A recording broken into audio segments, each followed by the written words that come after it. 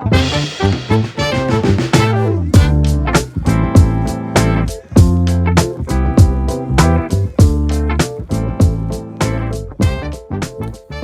there, friends, and welcome back to another episode of Football Manager Therapy.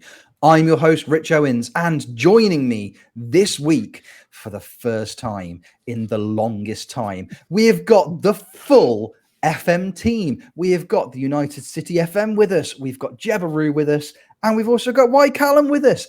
Everybody's here. I couldn't be happier. This is really, really surreal. For the audio listeners, there's a lot of waving going on. Just so much waving. So much waving. Kev, how are you, my friend? Well, it's a delightful day. We are all here. So how can I be anything other than absolutely ecstatic and happy and joyful in every way? So yeah, I'm good. I'm really good. Really looking forward to the next hour or so. It's lovely to see all of you. Isn't it, though? Isn't it? Jeb, how about you, pal? It's nice to have you back. Was I here last week? No, it wasn't here last week. Yeah, it's good to be here. Great to be here. Liverpool still have Salah. Let's see how that works out by Tuesday. I mean, Saudi Arabia want to come in with 500 million or whatever they want to go for it. But yeah, I am well. Yes. Good. I couldn't tell whether he was saying I am very well, thank you, or I am well. Yeah. Well, you know. Well, it's something. It's something. There's a reason that his name in this call is the Enigma, because he just doesn't give it away. He doesn't give anything away.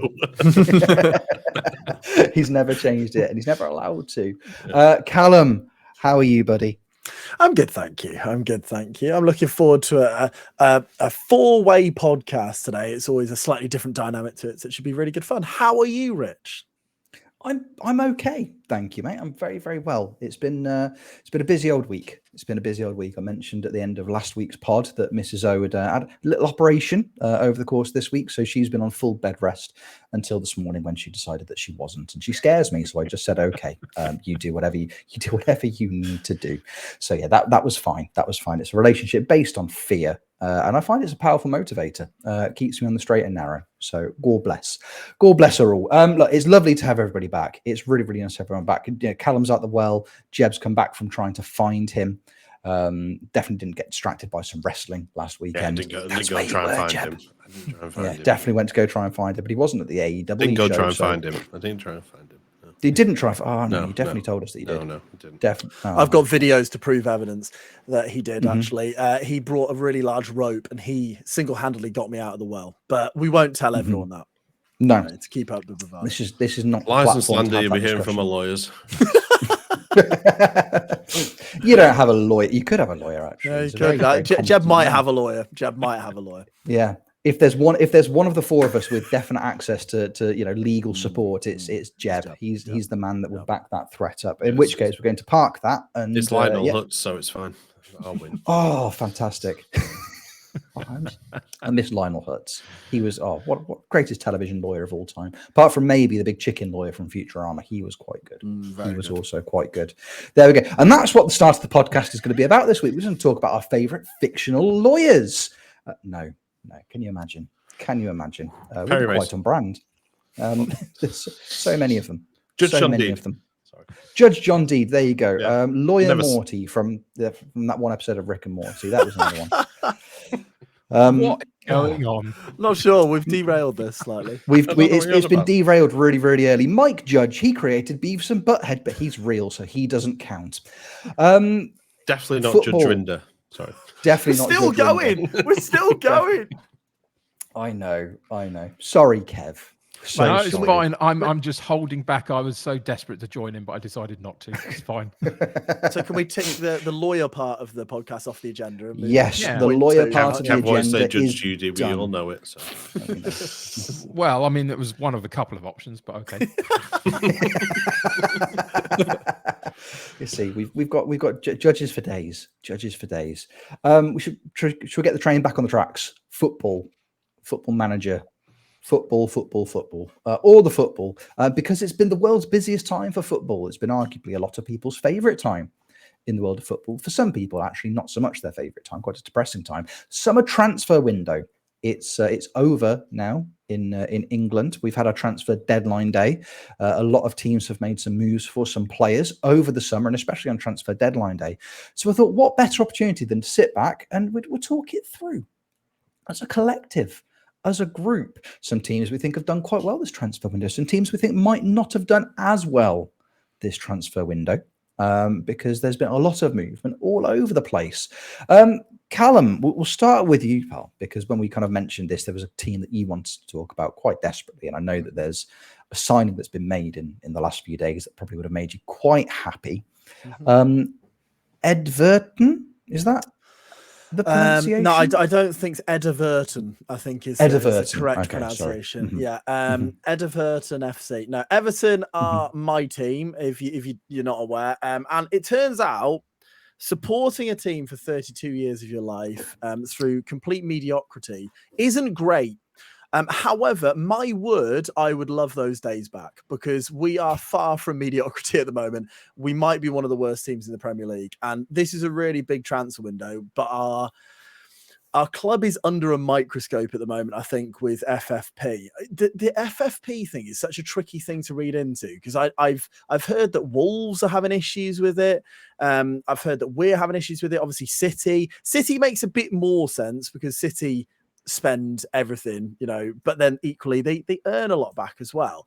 How Chelsea are getting away with what they're getting away with and Everton and Wolves are under a microscope is beyond me. I mean, the fact they keep signing everyone on 7 and 8 year deals just to get around it is literally, it's to coin a phrase from Lelujo, putting everything on the never is what he always says with his long deals. And I think that is what Chelsea are doing. Everton haven't got that sort of expertise, it would seem. We've had about 4 director of footballs in the last 6 years because they all don't know what they're doing, and neither do the people above them. So it's great. It's just so good to be an Everton fan. If you're unsure about what club to choose and support, if you're like, I'm new to football, who should I support? Don't choose Everton. That would be my advice. It's not fun. But I agree. We've done a transfer window. I think most Evertonians would say it was all right. It was an all right transfer window. We brought in Beto late in the window. And I do think that is a signing that we've been waiting for about 3 years. I think we've really... Dominic Calvert-Lewin is an excellent footballer. And if anyone has ever played draft mode on Football Manager, you'll be aware that at 15 million, Calvert-Lewin is an absolute steal on draft mode, and he'll always get you goals. However, on draft mode, he doesn't tend to get injured for the entire season, every single season. In real life, that is the reality. And despite how good of a footballer he is and how much I love that man, he's never there. He's just never there. So you have to plan for a season without him. And Beto, from the small parts I've seen of him so far, is a really exciting signing. So really, really excited from that point of view. We have had a lot of outs as well, though. Like even on deadline day, we lost Alex Iwobi to Fulham. We lost Neil Morpay, thank heavens. We also sold one of our youth prospects in Tom Cannon to Leicester. So we have seen a lot of outs. And I think the feeling at the moment in the squad is if we get like 2 injuries, we might be done.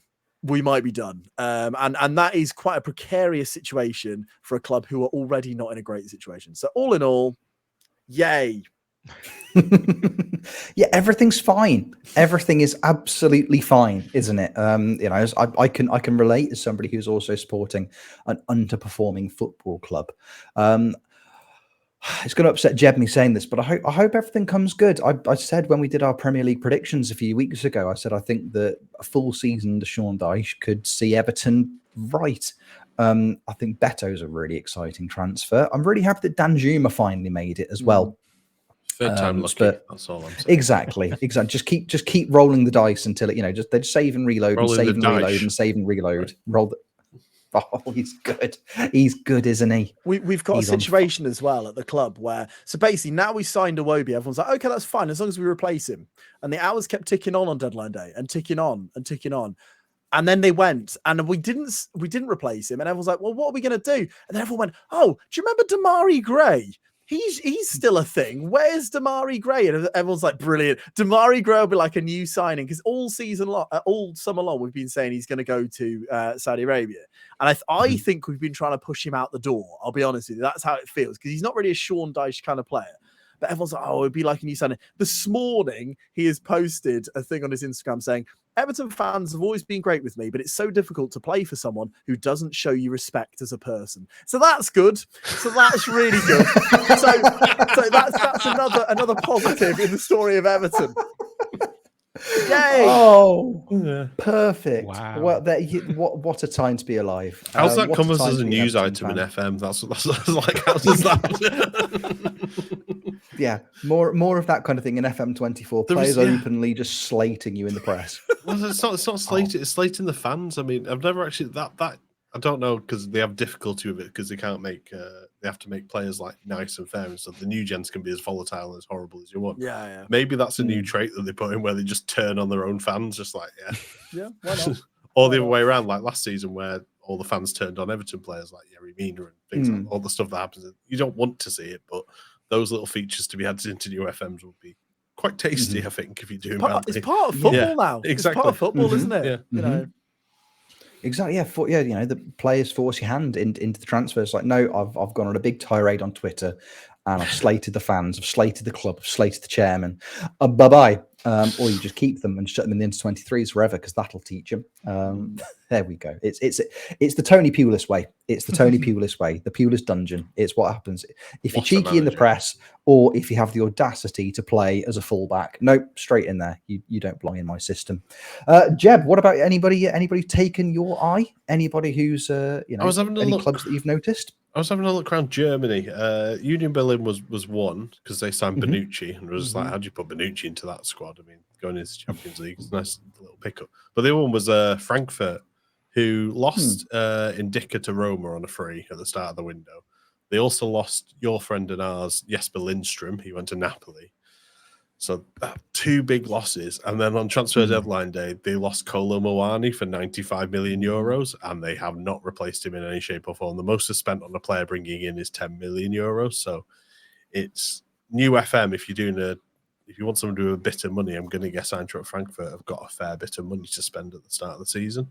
So that might be the little beta idea. I think Premier League wise, I think it's the three that 3 or 4 that we've already discussed. All those 4 teams down the bottom: Wolves, Sheffield United, Luton, and Everton. But we never do that. Just not very good transfer windows at all from them all, and I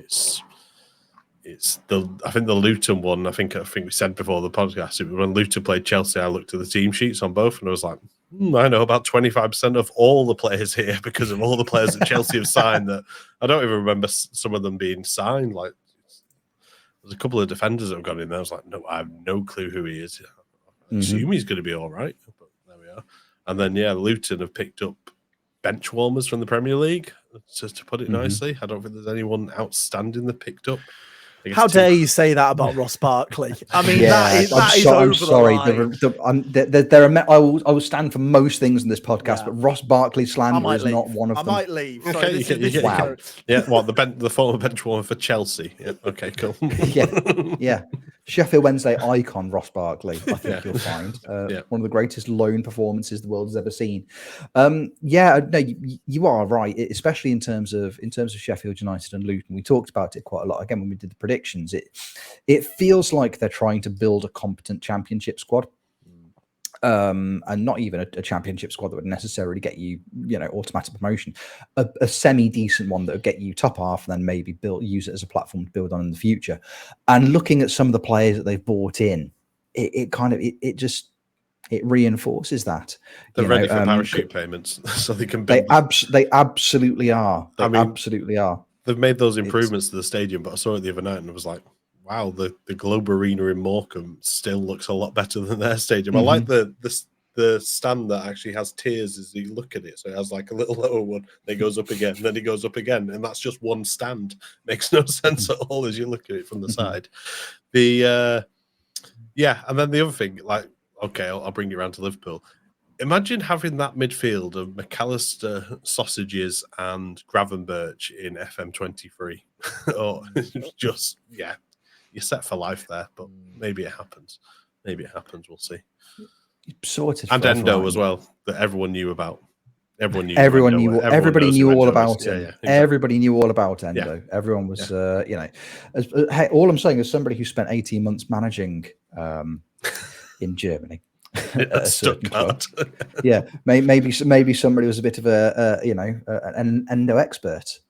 Wasn't me, as it turns out. It really wasn't me. I think I sold him after a season. He just wanted to leave. I was like, fair enough. Bye bye. That midfield is very, very good, isn't it? That's a very, very good midfield. I think as midfield rebuilds go, it's. I think from your point of view, Jeb, has that gone about? Now you've got Sausages, you've got McAllister, and now Gravenberch. Has that gone about as well as it could have gone? Do you think? No, I wanted Thuram as well. So that's all I wanted all season was Thuram. Because I mean, if you look at his stats so far this season in League, he's been phenomenal. He's been one of the best midfielders out there, and his price is just going to go up and up, and he'll probably just go join Real Madrid, and then they'll have a fourth midfielder to add to that trio. So exactly, and why wouldn't he? Because he's a French central midfielder. So to him, Tchouaméni, Camavinga, Bellingham, Jude Bellingham. Jude Bellingham. It's great. My favourite thing about the Gravenberch signing was I think I saw the little video of him turning up at the club a couple of days ago, and he walks in and obviously he sees Van Dijk, he sees Gakpo, he sees kind of like a lot of the Dutch contingent, and then the first non-Dutch player you see him interacting with is Andy Robinson, and he just comes walking up to him, and Andy Robinson's like, finally a good Dutch player, how are you doing, brother? You're like, oh, that's nice. That's just really, because you know that Gakpo and Van Dijk are stood just behind him, so he said it to their faces. Just to correct people, it's Andy Robertson. We haven't signed a new player called Andy Robinson. Just No, you have. It's Andy Robinson. He's very small.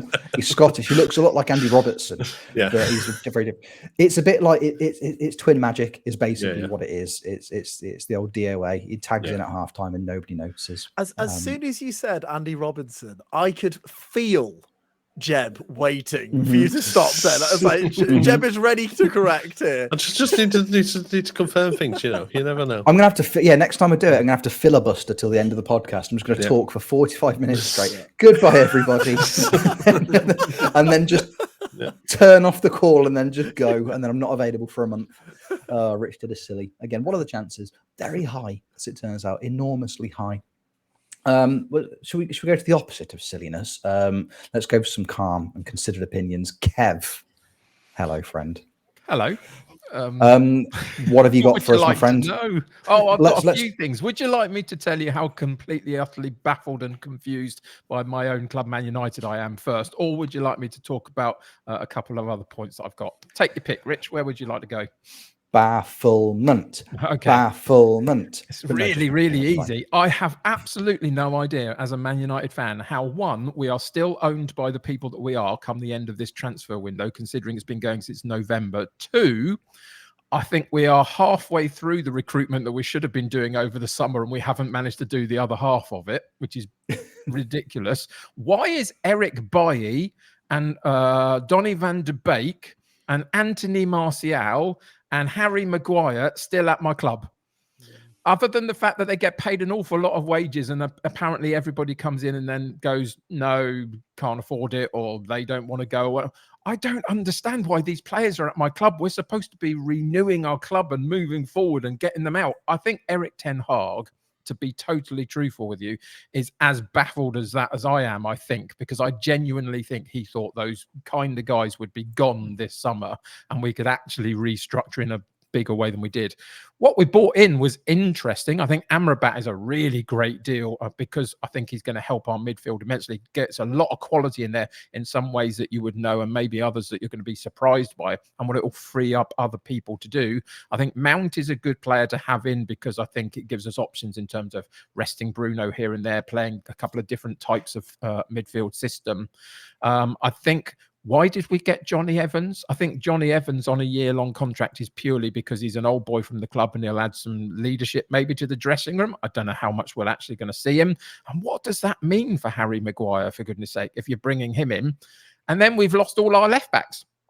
And we've had to go and get one from Tottenham, which is a decent option. I think he was one of 2 or 3 that were worth having a look at and definitely worth getting in. But, you know, it's not a great start of the season, isn't it? Oh, and by the way, today, as we speak, Sunday morning, we might be seeing our big number 1 acquisition from the summer for the first time in Højlund. Johnny Evans. Sorry.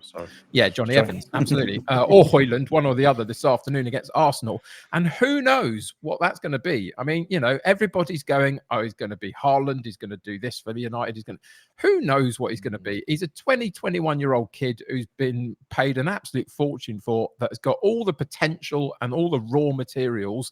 And it might take him 3 seasons to properly get to where he might be going. But he might hit the ground running. Who knows? And that's my club. And I'm utterly bemused and befuddled by the lot of it. His name has ruined him immediately because it is so near to Haaland. He will constantly be I mean, Haaland just scored, wasn't it something like he scored like 50 goals in 39 Premier League games. The man's a machine. No one should be compared to him. He's borderline boring at this point. Like it's like with fancy league, like lots of people play fancy league. Everyone has to captain Erling Haaland. You have to.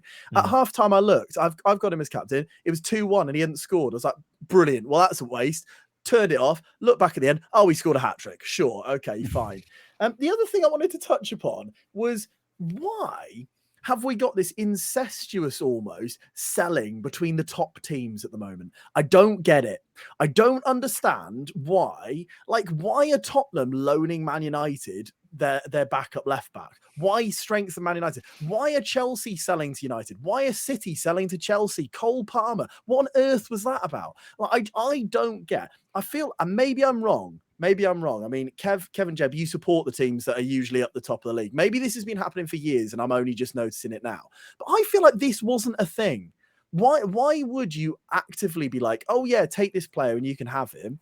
Because why not sell him abroad? Why not sell him somewhere else? I don't get it. It's kind of a part thing, I think, in the sense that from a United's perspective, I don't think we often deal with Liverpool, for example. I think that we occasionally deal with Chelsea. I think a lot of the time we have done some deals with Tottenham. They've been some challenging ones because Daniel Levy's a challenging the likes of Berbatov comes to mind, etc. through that. So I think that there's always been a few of them going around. Maybe at the moment it's heightened. That the one that I really didn't understand, if I'm totally honest, was I genuinely thought that Cole Palmer was going to get an opportunity at City.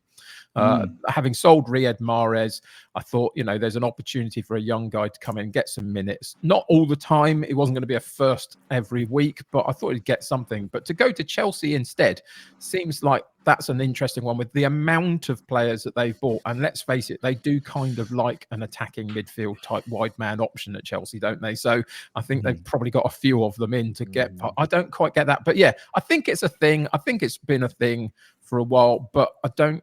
It's kind of part thing. It's not every club to every other club. It's a few selected ones, I think. I think the Cole Palmer thing might be the English players that you need to have registered, etc. in the league. And then also if you get into Europe, which I think Chelsea are probably fearing more than anything because of FFP, because that's when it actually kicks in, when you wait for kicking on it. Obviously the Premier League, but they'll just turn a blind eye to it, sadly. The City one, the one that really annoyed me, I think, more than anything else, they signed Kovacic, they signed Baku or Doku, I can't remember which one it is. Doku. Signed him, so that's the Jamara's replacement. Then on deadline day, they just signed Matheus Nunes because De Bruyne is injured for a couple of months. I mean, imagine having that power where you can go, right, there's Wolves' best midfielder, probably one of the best box-to-box midfielders in the Premier League. We're just going to pick him up. He'll be a good little backup. And then even Guardiola saying, oh, he's world-class, but they've already got like a midfield full of like Rodri. You've got, poor old Calvin Phillips is like, great, cool. I'm really glad he's here.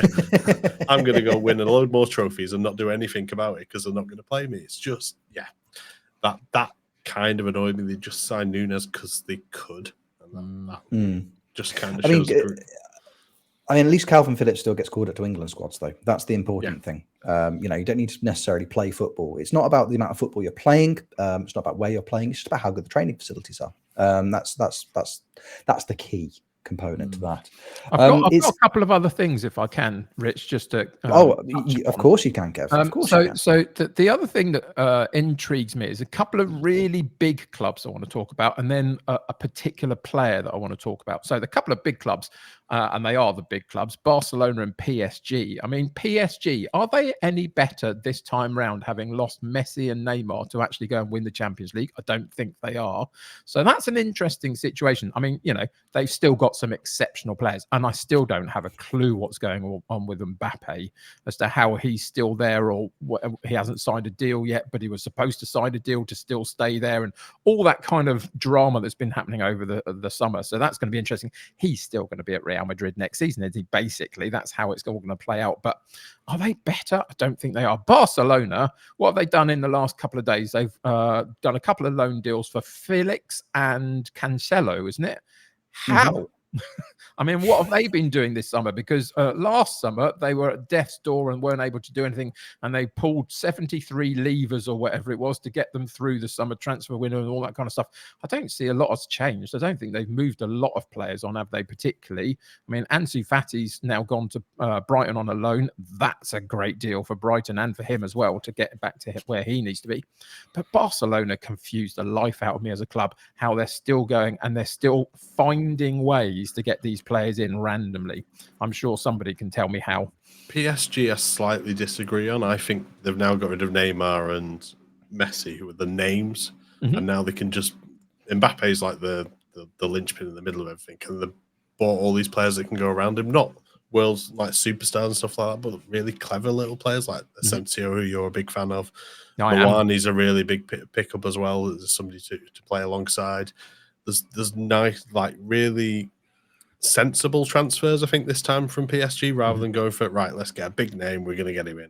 That's what we're going to do. My only point about them ultimately was I don't look at them and think, well, that's going to win in the Champions League this time round. I think they're going to be an also ran again in the Champions League while that beds in a little bit, and that will sack a manager, and that will cause, you know, and round we'll go, and then Mbappe will be gone next summer, and we'll see where they go from there, I guess. It'll be interesting because the last manager went for non-footballing reasons, if I remember correctly. So I think it might be I can't even remember who the new manager is. Who is it? Anybody? Anyone? Mueller? No? Allardyce, isn't it? I'm sure it's Allardyce. Yeah, I think he took Pulis, I think it's pronounced. Yes, so Tony. Yeah, okay. Antoine Pulis. Yeah, it's quite good. So my last question regards a particular player is, what happened to, and do we think this will actually be the moment to change it? What happened to Romelu Lukaku, and can he do something at Roma? The reason I asked the question is that a number of years ago, when I believe he was in and around Everton, West Brom, he went on loan for a while, all that kind of stuff. I genuinely thought there was an absolute superstar there, and I really wanted him at my club at United. And eventually we got him, and it didn't work out for various reasons, all sorts of other bits and pieces. But he's gone so many different places. I don't think he was amazing last season when he was on loan in Italy at Inter. I don't think he did anything for Chelsea. I don't think he did enough at United. I think he was good at times, but not great. There's a superstar in there. Surely there is, with the physical attributes he got, with the ability to put the ball in the back of the net when he seems to be, you know, at his best or whatever. What on earth has happened to him, and can he do this at Roma? I remember years ago when he was playing for Everton, and Martin Tyler, I think, said on Sky commentary, he's like, all these kids now on playing FIFA and stuff, games like that. If you're going to make the perfect striker, you'd make Lukaku.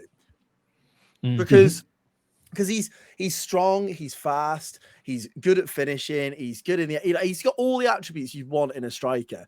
What he also has is an absolutely diabolical attitude. Yeah. And I think that is ultimately why he's never found a home. Like at Everton, I loved the man. I loved him. I also hated him. And that sounds ridiculous because he was our linchpin. We played a system where it was like, how can we get the ball to Romelu Lukaku? That was just how we played it. And he scored goals because of it.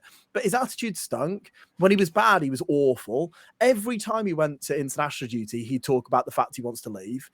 Even though the fact, we all adored him. And the move was always going to happen. And I think it's really funny because I remember Everton played United, and I want to say we beat you 3-0 or something like that. And it was one of those times where Lukaku was up front, so he got loads of stick, and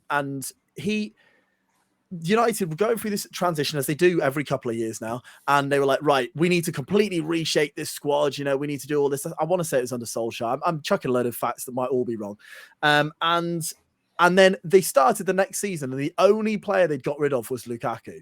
And Lukaku was their top goal scorer from that season. And yet he was the scapegoat. He was the one who they said, he's the problem. We're getting him out. And yet he scored more goals than any player within that squad. And I think it was something like 20 or something along those lines. He does score goals everywhere he goes. I just think he's a real issue to manage. I think managers don't like him. Because he is the man. Like, he goes into a squad and he goes, right, either you worship me or I want to leave. And I think that is at its core the problem, because you see so many Premier League footballers are so remarkably talented at what they do. Like, even the ones who everyone says are rubbish, they are still remarkably talented. If you saw Harry Maguire playing football in the park, you'd probably go, he's all right. That's the level I'm talking. But he's all right. He's all right. It's fine. Could I beat him in the air? Maybe. But with Lukaku, you look at him, you go, he is an exceptional footballer, but he just has the wrong head on his shoulders, unfortunately. And I think that's why he's never found a home. I think that's why why would Chelsea be getting rid of him? They're crying out for a Romelu Lukaku in the middle of their strike force, and yet they have one and they don't use him because his attitude stinks. That's my answer, Kev. Yeah. I think if you get go on. I think he had a rough end of the deal at the start of his career in England, if I'm completely honest with you. If we talk about his attitude and we talk about kind of where his headspace is, he was desperate to move to Chelsea. He, when he was at Anderlecht, he wanted the Chelsea move because he wanted to go and replicate his idol, who was Didier Drogba. Very, very vocal about his love for him. Gets his dream move to Chelsea, so we can start doing that. Gets loaned out to West Brom, where he was fantastic. Like we've talked about this on pod before. My two older brothers are both West Brom fans, and they still sing his praises now. They're like, he's one of the best players in their minds. He's one of the best players they've ever had. And then he goes back to Chelsea to get his chance. And then Chelsea re-signed Didier Drogba. So he gets kicked. He's can't get a place in the squad because they've re-signed an elderly Drogba to keep him out of the first team, because they would rather have Didier Drogba than they would the player on paper who is his natural successor. He's a very Drogba-esque player. He's big, he's quick, he's great in the air, great finisher. And that's got to knock your confidence irreparably, surely. Like, if the club that you are desperate to sign for, the player that you are desperate to imitate, the club actually, we don't think you're as good as him, so we're actually going to re-sign him and start him ahead of you. Sorry about that. Hope that doesn't upset you too much in the long run. That's got to be a really, really big chip on his shoulder. And now like I say, he talks about the attitude problem. He talks about being the guy at every club he goes to. If that was your experience, at football, especially football in England, that's how I've got to be in order to succeed, in order to become the guy, I've got to act like it. Like, it's gonna have that detrimental effect on you in the long term in terms of your attitude towards the game. Surely it is. There's going to be a lot of Romelu Lukaku's because Chelsea are still signing a lot of players, and there's going to be a lot of those in the next 10 years if that's the case. Because stop hanging your hat on the wrong club. I've got nothing against Chelsea, but stop signing for them. I know you get a lot of money. There's loads of money everywhere in football. You could sign for Luton and probably earn 40 grand a week. That's a lot of money. Just don't go to Chelsea. Don't go to Chelsea. I don't know. Yeah, on the Lukaku thing. Let's take it back to FM. I wouldn't mind a front three of Tammy Abraham, Lukaku, having Belotti as your backup and then Dybala just sat behind him. I mean, that's like if you got that in a draft mode, insane, you'd be isn't it? pretty happy with Mhm. that. Abraham's like, I think he's got cruciate, so he's out to like the new year anyway. So I think Lukaku might take that berth up front with Belotti, and then Dybala will sit behind him. I mean, that could be scary. It's a shame they're not in the Champions League, because a draw against Chelsea would just have been perfect, or into Milan like later down the competition. I mean, that had just been great to watch. But Tammy, like especially Tammy and Lukaku against Chelsea, that would be great, because Tammy is another one who got a rough end of the stick with Chelsea. He was great for them. They're just like, yep, we'll get rid of you. It's fine. And now they get to be managed by Mourinho for a couple of months and see how long he lasts over at Roma before. I think if anybody's ever going to go to Saudi Arabia, it's Jose Mourinho. I mean, he likes a payday. I've heard about this. Yeah, there's been a bit of it over his career, hasn't there? Yeah. The occasional cash payout for Big Jose. Yeah, you are right.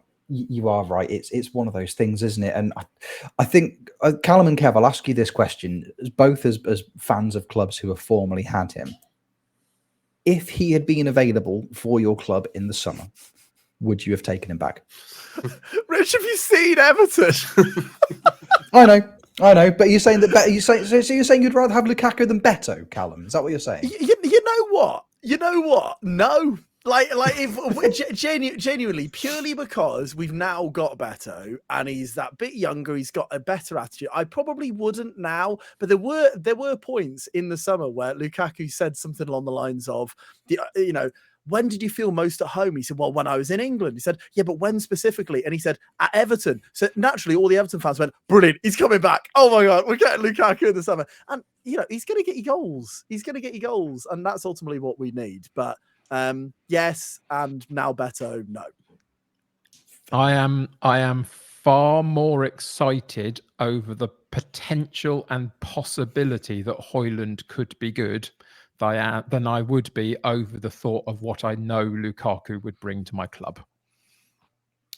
It's fair enough. That's concise. I liked that a lot. That was very that was a very Kev answer, but Kev answers are good answers. We like that enormously. A couple of clubs that I just wanted to touch upon as well. Just while we're still in the vague kind of concept of transfer windows and clubs and summers, haven't come up yet. West Ham. I think if you look at clubs over the last 10 years or so who have sold their star player, and then if you look at how clubs have spent that money, Spurs are a prime example of this. When Spurs sold Gareth Bale, and Spurs then signed 8 players, each of whom did kind of one of the things that Gareth Bale used to do. And then it didn't really work very well in the long run, shockingly enough, because none of those players could actually, they couldn't get all players on the pitch at the same time. Like when Liverpool sold Suarez, and they didn't, they sold Suarez and then replaced. Was it Balotelli that came in to replace Suarez? Yeah, that not really the same kind of thing. And so it's Ricky Lambert, sorry. Oh yeah, and Ricky, I'll take it all back. Actually, no, that was money well spent. When it comes to clubs selling their star players, and how they kind of spend that money and how they try and rebuild and where that money gets spent, I think West Ham have nailed it this summer. I think selling Declan Rice, if it was going to happen, I think this was the summer it was going to. £105 million they've got from in the end. And if you look at they've brought in James Ward-Prowse, they've brought in Edson Alvarez, and now they've brought in Mohamed Kudus as well. Those are 3 absolutely phenomenal signings. I think for my money, West Ham have probably had one of the best transfer windows out there in the Premier League this summer. I rate those signings so highly, and also me being a huge Stuttgart aficionate and expert on German football. Mavropanos as well. They've brought in the centre back. He's very very good as well. He's a very West Ham centre back. He kind of fits that mold. He's not gonna he's not there to dazzle you, but he's going to win headers, and he's going to be big, and he's going to stick a foot in where foot needs sticking in. I think that's wonderful. And I think, if anything, if you look at how good of a start West Ham have had as well, Ward-Prowse has just come in and just done James Ward-Prowse things. He's assisting already. That's what he does. Alvarez looks really, really comfortable in that midfield as well.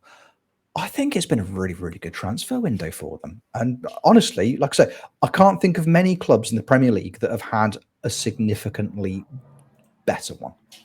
I think one of the things that's made it better as well is that Mikel Antonio showed up this season as well. Like last season, he wasn't around. Obviously, now he's getting decent service from Ward-Prowse and Paqueta and stuff like that. How long Paqueta's got this betting thing looming over him, hasn't he? Which was ironic because he scored that penalty against, was it against Chelsea in front of all those betting hoardings against a company he allegedly put all the bets on?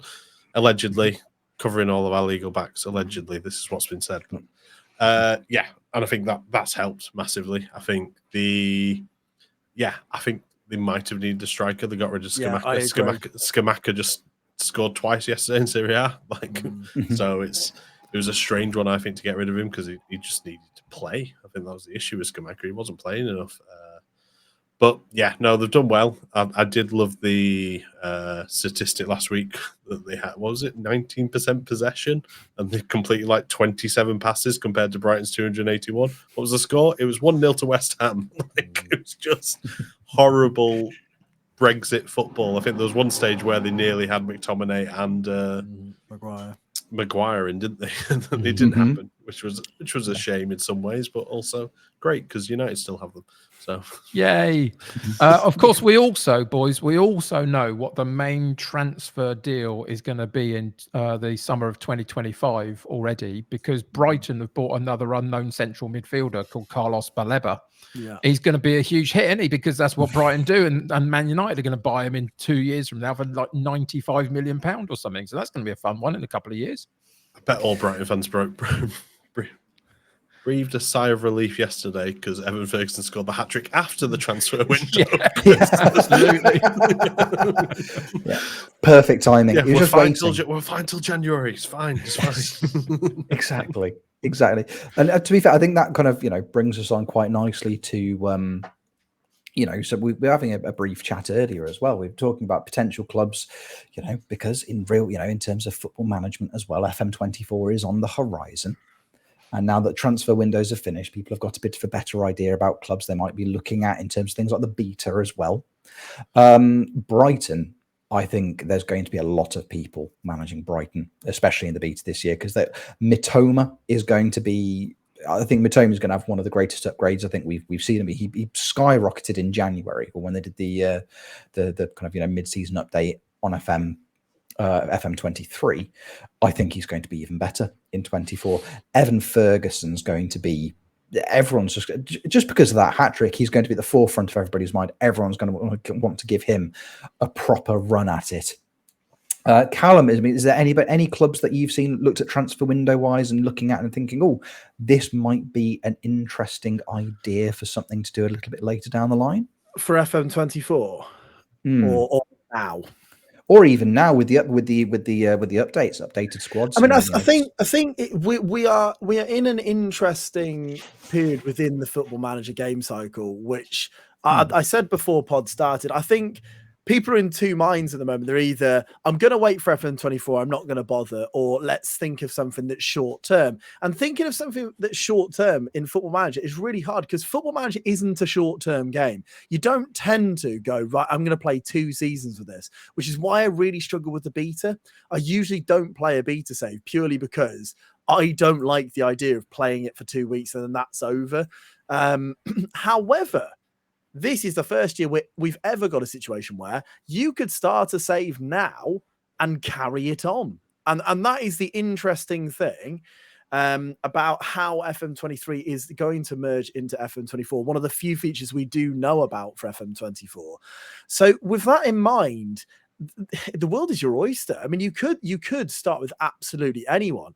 Personally, for me, if I was going to start a save now, I'd be looking down the bottom of the Premier League and seeing what I could do in a short amount of time. How could I maybe make a team established or see how they would work? And Luton do interest me, I'll be honest with you. If I was to pick anyone, because I think their squad is so far off everyone else's, I think it's going to be very, very difficult, especially if you went into it with no additional signings in the summer. So you did have to get to January with the squad they've currently got.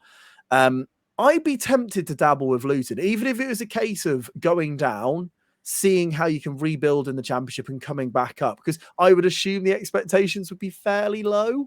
I think they might accept a relegation. I don't know. I would hope so. That's usually my mantra. Yeah, there's a customized thingy which says get more points than Derby did that time. Perfect. Yeah, excellent. Yeah, that's. I can't promise that, Jeb, if I'm honest with you, as manager of Luton, but I can try my darndest.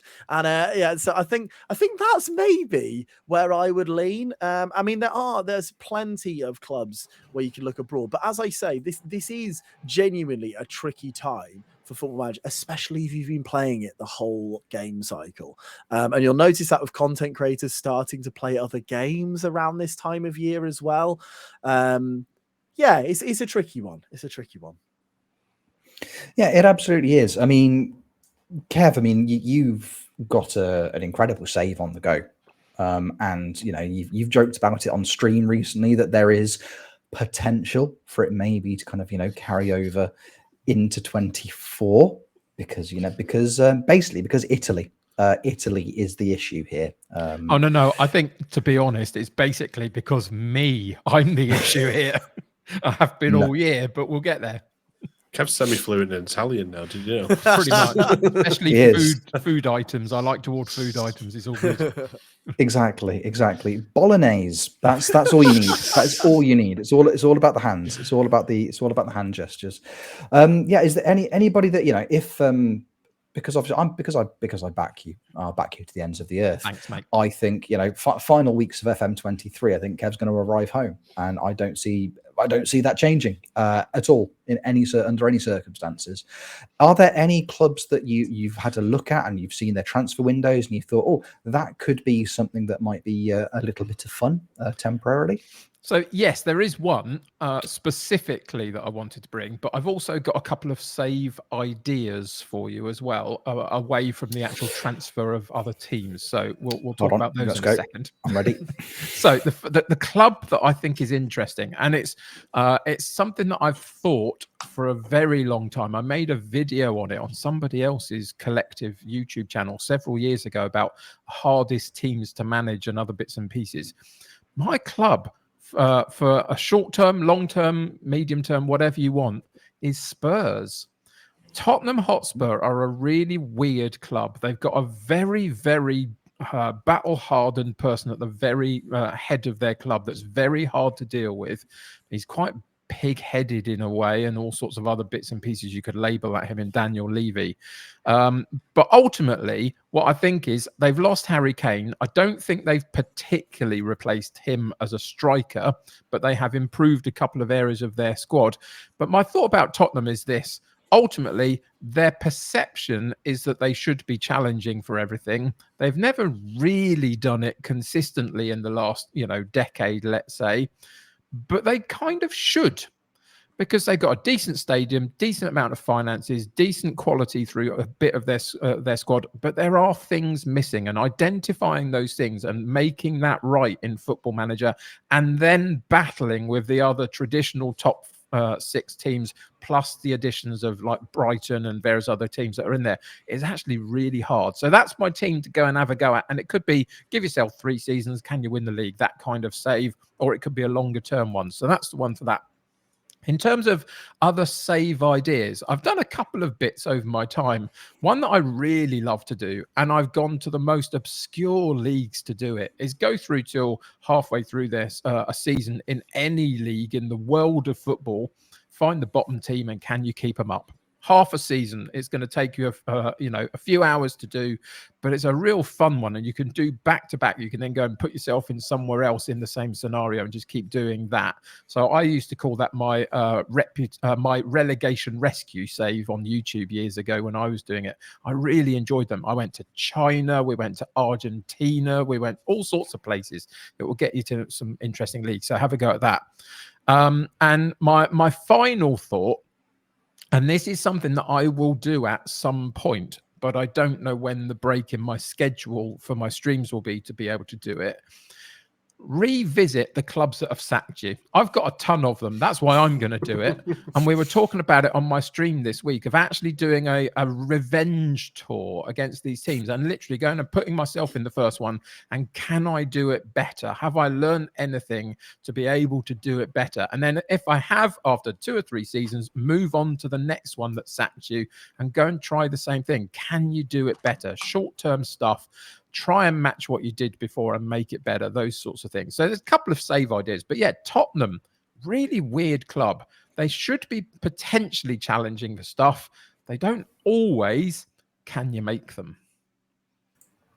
I think Spurs is a very interesting one. I really like that as a concept because, as you say, it's another club. They've sold their big striker and they didn't buy another striker. They just strengthened kind of everywhere else. I mean, again, when we did our Premier League predictions, I said that I thought that a player like Heung-min Son, stick him up front now that Kane's gone, and I think he'll score goals. And he scored a hat-trick this weekend, so I'm feeling very smug about myself. Look at me go.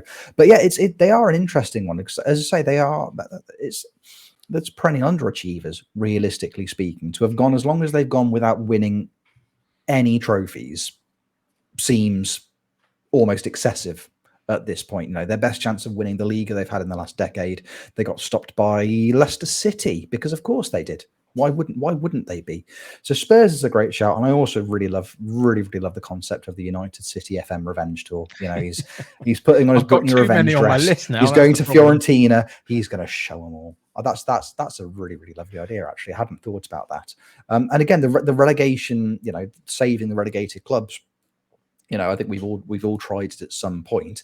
Sometimes not always successfully, but sometimes it's one of the most satisfying feelings. I think keeping that club that's bottom of the table at Christmas, keeping them up is as much fun as winning a league title. With that, I did a few years ago. I did one in China, and it was the hardest save I've ever done because literally nothing worked for half a season, and we went down bottom of the table where I found them. I just couldn't get anything to work at all. But it was kind of fun in a really obscure way. But yeah.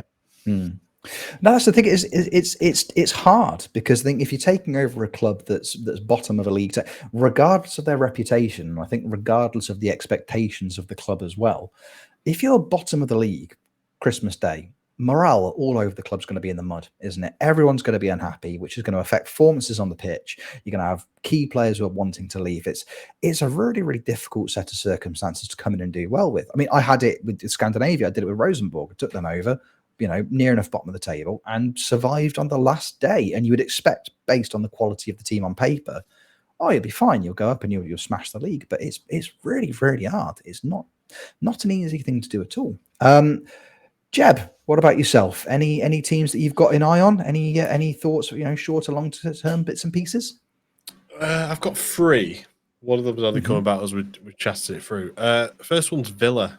I think if you get a decent striker at Villa now, Ollie Watkins, yeah, quite good, and Duran's like as a backup, you could have a tilt at Champions League or even further with that. The transfers they've made in, Pau Torres coming in is amazing. Longley they brought in. Diego Carlos is like a new signing for them anyway. They've got Kamara, Luis in midfield with McGinn as well, and then they've picked up Zaniolo, who's just phenomenal. And then you've got Diaby and Bailey if he stays fit. If not, Coutinho out on the wings. I don't know if Coutinho will stay. He might disappear to Saudi Arabia. But yeah, there's a couple of signs away from like really pushing for that Champions League. I mean, Liverpool are playing them later today. See how that goes. I'm not going to say anymore. The other one, speaking of transfer windows, and it's if you compare the 2 transfer windows from last season to this season, they've done exactly the same, but they've done it better. It's Forest. Forest signings have been phenomenal this summer, actually, looking at it. You think they picked up Jesse Lingard last season, Ayew, they've all gone out the door. Like, awful. Colback's gone as well. But then this season, the picks, obviously Morgan Gibbs-White had a really good season last season.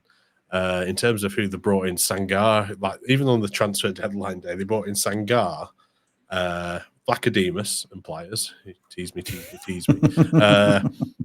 Callum Hudson-Odoi, who we still don't know a lot about because he doesn't play that often. And they also picked up Liverpool. He should have a statue outside the stadium. Divock Origi on loan. as well. So there's some, and Elanga was the other one. Elanga got the goal yesterday, but a Awoniyi's strength, power, pace, everything. Really annoying that Liverpool had him at one stage and we sold him on to Forest, but seeing him yesterday and start of the season has been phenomenal. And then you've got somebody big and horrible like Chris Wood as a backup as well. So Forest could be an exciting one. And the final one is the team that we talked about earlier, Roma. Roma had a really good transfer window as well.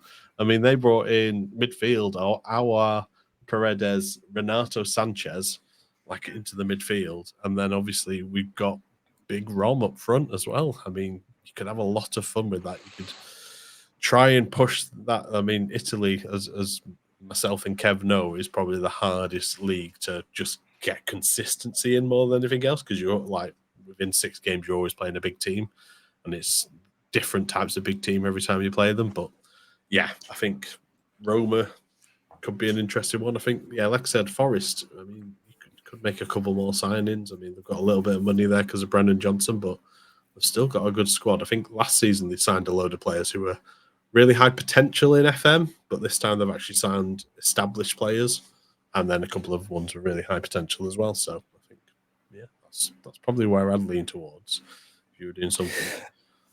It was interesting. I think you've raised an interesting point there. I think it's the signing all the players who have got the potential, but you've got to bed them in, and they've got to actually start to grow and reach that potential, which isn't always the easiest thing to achieve in a league like the Premier League, especially super competitive league. You know, the famous saying, not going to win anything with kids. And you know, with a team like Forest, you know, you're not going to stay in the league with kids. You know, you need to give them that time. And here I am 2-3 weeks later after we talked about, you know, who we thought could be facing a bit of trouble this time. They've had an annoyingly good transfer window. So yeah, there might be a little bit of egg on my face in the long run. Even players that I forgot, like I'm not going to say Omabama Dele, there you go, Omabama Dele, and Murillo that they brought in as well. And Nuno Tavares, I think me and Richard spoke about him. He's brilliant on FM, like as a pacey left back who you want to get crosses in. They brought him in as well.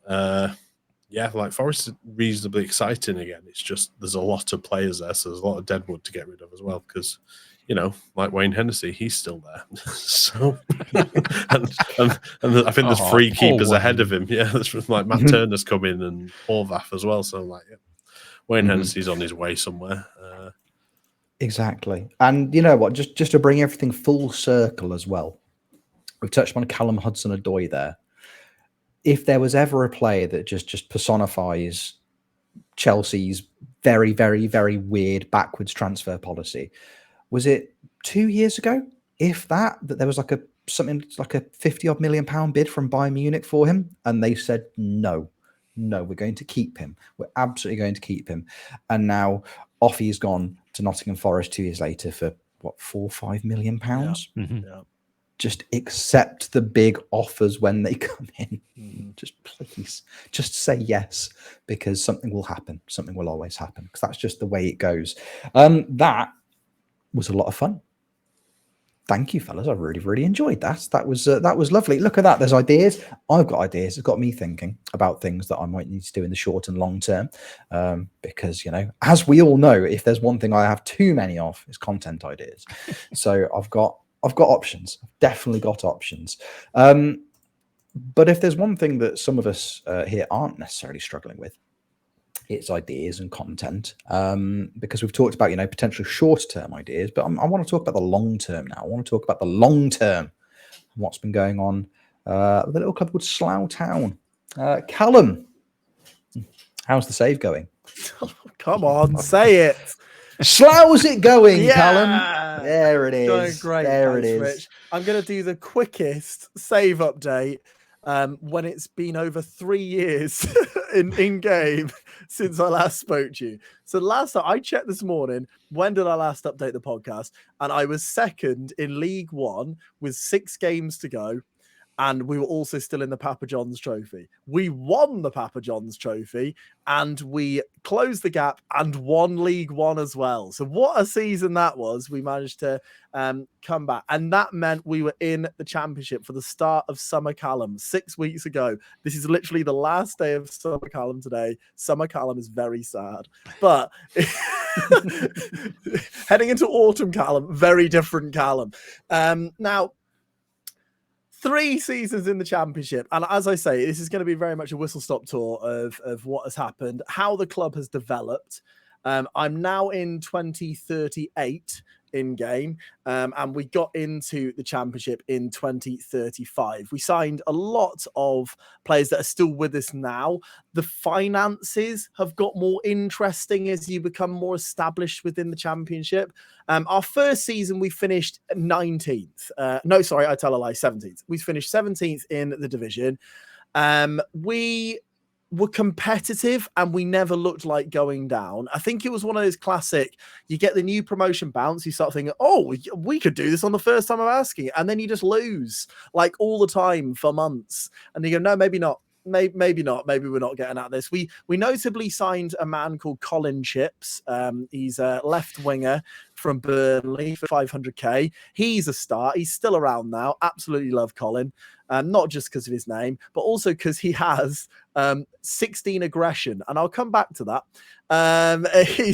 He's been an interesting young man, but every season for these 3 seasons, there's been one thing that has been absolutely key to my transfer business. And I think I've talked about this before, and it is signing youth players that get released from the Premier League.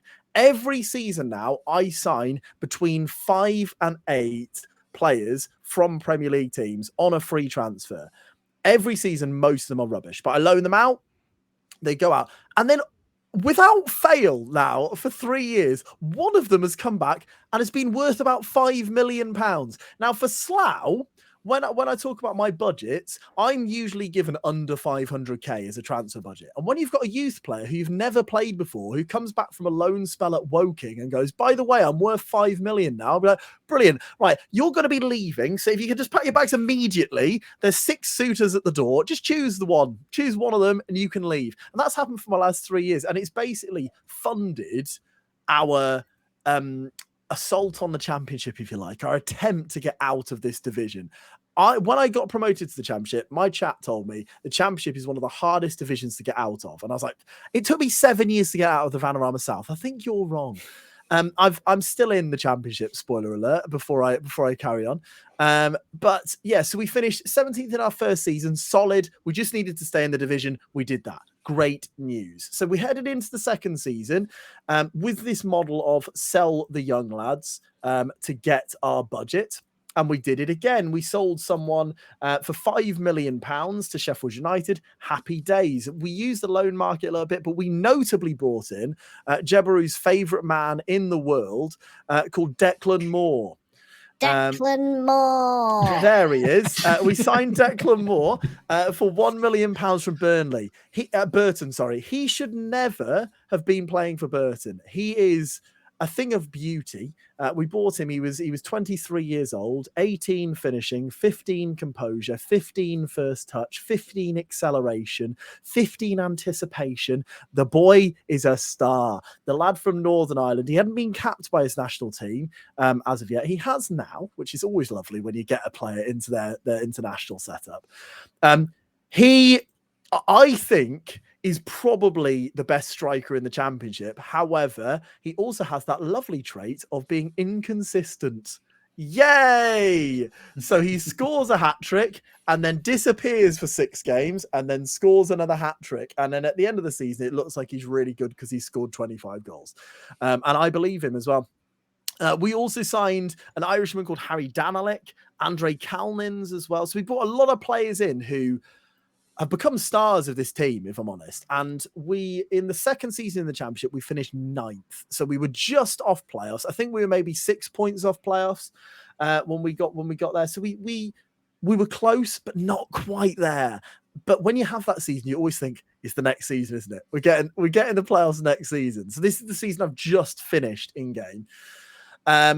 once again, we went to spend money. We brought in a free transfer, a Belgian left back called Giuseppe Marcello, and this has started my my obsession with left backs in the game, because he had 6 caps for Belgium already. He was 22. When I brought him in, I brought him in for free. He was immediately worth £10 million. I was like, what is going on here? This lad's incredible. He was diabolical. He was so bad. He was absolutely awful. I was so excited about him, and he was rubbish. So I sold him in January. I forced him out the door for £6 million, which, let's face it, that's good business. That's good business. And I replaced him with another left back from Bayer Leverkusen, and I spent, to everyone's shock and horror, £7 million. Up until now, Declan Moore was my record signing for £1 million, and I spent £7 million on him because I was like, I've got the money. Why not to spend it? He'll be brilliant. He's another one. German international, 22 years old. His attributes are fantastic. He genuinely looks like a really good left back. He's awful. He's so bad. I don't know what I'm doing to left backs, but he's so bad. We have kept him around, though. And in that season, so the 2037-2038 season, we finished on 71 points, on a goal difference of +7, in 7th position, because Ipswich finished on 71 points with a goal difference of +8. We missed out by a goal. We missed out by one single goal. And we had the last game of the season, we went into it. If we got a better result than Ipswich, we would have got in the playoffs. And we went against Huddersfield, and it is the worst performance I've ever seen by a team on Football Manager. We were so bad, it was unbelievable. We didn't register a shot on goal. You know, this is a team trying to get in the playoffs, and this guy called Simos scored for Huddersfield. So naturally, I've loaned him this season because narrative. But this season, we've headed into it. So it's now this is fourth. It's our 4th season in the Championship. We started quite well. We're 16 games in. We're solidly in the playoff positions. I, as a content creator, have a genuine dilemma. Let's call it a United City FM dilemma at this point. I will allow it. Yeah, thank you. Because I'm now in the situation. I had to explain this to chat. Summer Callum streamed every single day, pretty much every weekday. I streamed all the time. I streamed too much, like all the time. But now I'm going back to my actual job, and I cannot stream anywhere near as much. I could probably stream maybe 2, if I'm lucky, 3 times a week.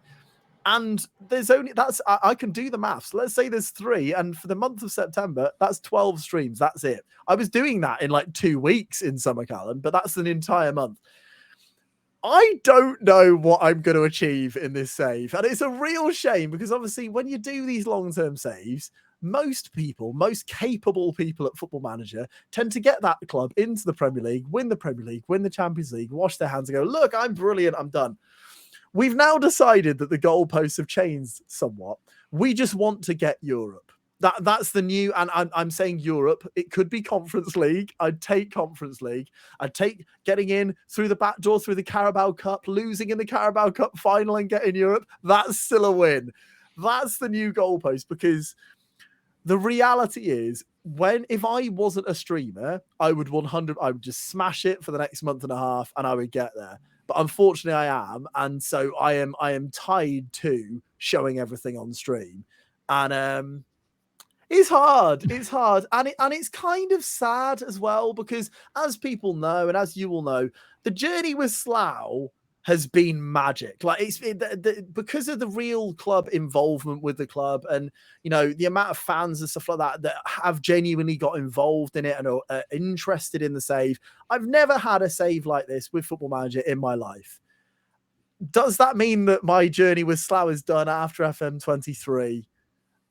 We'll see, but I think we have to leave the door slightly ajar. I think is the reality of the situation, because I'll have unfinished business.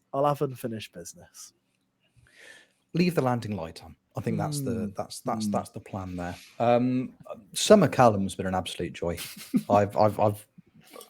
We work in the same field, so I've had a lot of time off myself. I've been doing a lot of parenting over the last 6 weeks. But, you know, Summer Callum has kept me sane in the afternoon on a couple of occasions.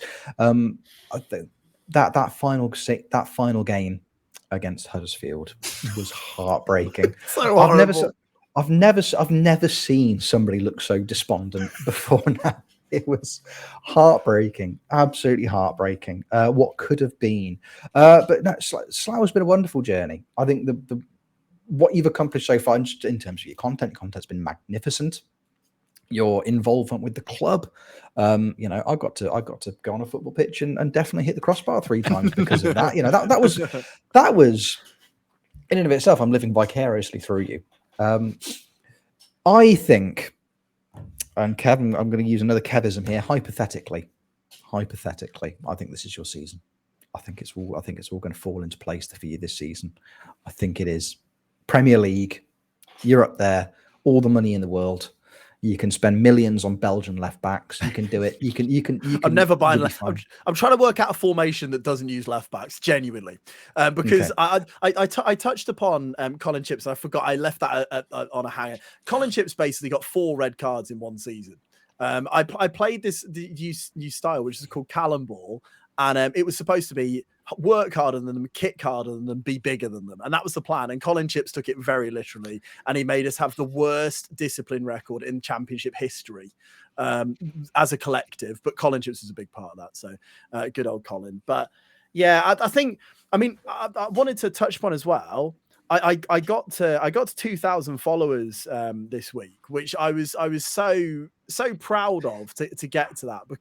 And so much of that is part of Slough. Like it is so much due to this save and this current game cycle. And I think what I want to take away from it is you don't need to finish every save in the same way. I think the journey I've had with this save, regardless of how it finishes, if the next 2 seasons I'm in the championship again, then so be it. You know, and that will be what, you know, will be. But ultimately, I have had a blooming lovely time playing this video game for the last year, and regardless of how it ends, I don't think it matters. And I think don't be despondent if you're getting to the end of FM23 and you're maybe thinking maybe I haven't achieved exactly what I wanted to achieve with something, because there's always the next year's game to maybe do it in a different way, and you know, and go about it a different way, and go and get revenge. Exactly, revenge. All the revenge. All the revenge. How far are you away from January? We're in the 20th of November. 20th of November. Okay, fair enough. It's going to be a shame when Declan Moore gets sold by the board. He's not going. He's going nowhere. Declan Moore will always stay. He's taking his album with him. Right, okay. Jeb's made like 12 Declan Moore songs, although 2 of them were Rodney Moore, which were arguably my favourite because he thought he was called Rodney, not Declan. I'm sorry, Jeb got a footballer's name wrong. Disgusting behaviour. Disgusting We've behaviour. got full circle. Yeah, we really have. See, it's what's referred to as a callback from something that happened earlier in the pod. Wow. I'm going to be completely honest with you. I've spent the last 2 minutes trying to crowbar in a joke about Callum Ball and Cannonball, the Damien Rice song, but I just can't do it. So I've given you the tools. Do it yourselves. There you go. Enjoy. That's your homework this week, audience. Make that joke, please, and thank you. Speaking of jokes, because that got quite positive there, and I think we should all just kind of bring ourselves crashing back down to earth with a bump. Because the 4 of us are here. We are. Jeb has a certain deck of cards with a certain series of questions on them. Good night, everybody. Thank you for the podcast. See you, everybody. Don't do that. Yeah. Just reminded me. We'll get that done. But until then, Jeb, would you like to sit in the hot seat and ask us some trivia questions from the football game company? There's no earthquake. Yeah, there's no earthquake today. We're just going to do one today because one question is perfect. One question is easy. Oh, thank goodness. You ready? Yes. Born ready. Clubs who have played in the MLS. Oh, no. Oh, no. Oh, no. Please, can I go first? Oh, no. Seeing as you asked so nicely, Kev, yes, you can. Oh, no. Go ahead, Kev. LA Galaxy. That's about all I remember. No. Oh, no. Rich. New York Red Bulls. Into Miami. That was going to be my next one. Who have I seen? Do we just name the town, or do we have to have the full name of randomness? Full name, please. I'm in a lot of trouble. DC United. Oh, NYFC. that was mine. What was? Oh, Liam Ridgewell played for that team that always had the wood. When they scored a goal, they got a piece of wood out and they chainsawed it. And I think they were called the Portland Timbers, weren't they? Salt Lake City. He said Sicky. He said Sicky. That counts as his answer. Salt Lake Rosicky. No, that's no. Or is it Real Salt Lake, isn't it? Something like There you go. Real Salt Lake. He said about 4 different answers. Oh, all that nonsense has made me forget the one I had lined up. Toronto FC. I don't think I have any more.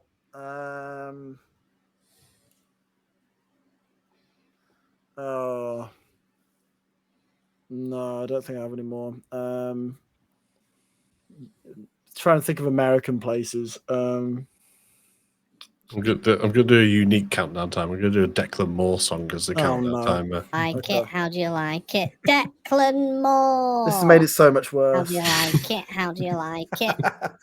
And that's the timer over. Oh, unbelievable. Oh, he goes. Is it me next? I can't remember what Yes. the order is. Oh, You're okay. I'm so struggling. No, I'm going to wave my white flag. I really genuinely can't think of any more. Come on, Rich, bring it home.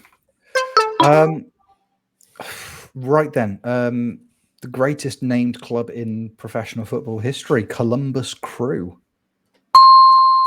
Yep. Well done, Rich. Rich What a wins. way to win it. Ones What a you way missed to win out it. on: Atlanta United, Cincinnati, Montreal, New England Revolution, Orlando City, Philadelphia Union, FC Dallas, Houston Dynamo, Sporting Kansas, LAFC, Minnesota United, San Jose Earthquakes, Seattle Sounders, Vancouver Whitecaps, and then old teams, Kievis, Miami Fusion, and the Tampa Bay Mutiny. I really wish they still existed. Oh, I know. It's like the MLS teams is difficult because I can think of cities and then immediately I'm not backing myself because I'm like, no, because obviously the older MLS teams, they had like the American sports franchise names rather than your traditional football club names. So I was like, Portland Trailblazers. I can't remember if it's the basketball or the football. And I thought of about 7 NBA teams there that I had to talk myself out of at the absolute last minute. So I was like, not sure the Chicago Bulls played football, but they could have done. Who knows? Michael Jordan, he was a world-renowned defensive midfielder. Or rush goalie in basketball terms. That's essentially what they are, isn't it? There we go. I won a trivia game. That's been a hot minute. Thank you. Thank you, everybody, for your unwavering support and joy on my behalf. It's very kind. Lovely. That was good fun. I enjoyed that because my MLS football knowledge is second to none, as it turns out. There we go, lads. I don't know about the three of you. It's nice to be able to say that. I don't know about the three of you, but I reckon that's a podcast. I agree. An FM team-filled podcast. What a lovely thing. Look at it. Yeah, I'm not here next week. Sorry. Okay. So enjoy this. Drink this in, audience. Enjoy this moment. Enjoy all four of our faces back together again. Lovely. There we go. So Jeb's not here next week. So realistically speaking, what's the point? But we'll soldier on. We'll soldier on regardless. We'll soldier on regardless. It just did anything. Rich is sad and tired. I'm not either of those things. I'm having a lovely time. I've had a lovely afternoon. I've lovely time with my friends. It's been great fun. Before we go though, as always, if people would like to find us, making the content, doing the things that we've just spent a bit of time talking about on pod. Where can they do so? Callum, we'll start with you. Summer Callum has gone. Autumn gammon. Autumn gammon. Autumn gammon. I love gammon. Who doesn't? Bit of pineapple, love it. I don't. Delicious. Oh, not a gammon guy. That's fine. Nah. drop it in the comments below. Do you like gammon? I think that's what we need to take away from this. If you don't like gammon, what's your favourite roast of choice? Yes, good question. This week's hot take. Do you know what I've realized? I've only recently realised when I upload via Spotify, I can put polls on the episodes. Oh my word! This week's Best Spotify roast. poll: gammon ? And then we'll just see. Where can people find you making content, Callum? You can find me doing my Scandinavian Triple Crown over on Rich Owens FM on Twitch. Brilliant. Good. That's not you, but sure. I'm trying to do a thing. I'm trying to do a thing, Rich. I'll see whether others get it. I'll try and do a thing. Okay. Let's see whether others understand it. Jeb, whichever one of you that is, where can they find you making content? I'm not actually here this week for once the pod goes out, so we've got network save on the Monday, so you might catch that. But twitch.tv/Rich Owens FM for the Scandinavian Triple Crown. Okay. Okay. Kev, what about you? Where can they find you, specifically you, making content? Me making my content. You can find me on Rich Owens FM on Twitch and doing my Scandi Triple Crown. Oh, I haven't streamed all week because life's been poorly. There's been no content. There's been nothing all week. And as for me, you can find me making content. It's a Scandinavian triple. Twitch.tv/YCallum, Twitch.tv/The United City FM, Twitch.tv/Jebaroo. Apart from Jeb because he didn't stream because he's away. But Kev's doing content. Callum's doing content. I'm doing content. Probably. Who knows? You've got to now. We've all promoted it. Absolutely. You've all promoted it. You've all talked about it, so I probably have to do it, don't I? I've not even been. She's been fine. The save was going too well. I just had to delay it for a week. I'm like, sorry. Just make up stories. Come and watch us. If you're watching this on YouTube, press follow. Just subscribe to everything. Follow everything. Share it with friends. Tell a friend. They'll tell two friends. They'll tell two friends. Maths has been a whole thing. It's great fun. That has been brilliant fun. I've had a lovely time. I hope you've all had a lovely time too. Thank you for joining us once again for another episode of Football Manager Therapy. We will see you on the next one. Take care. Love you lots. Bye-bye.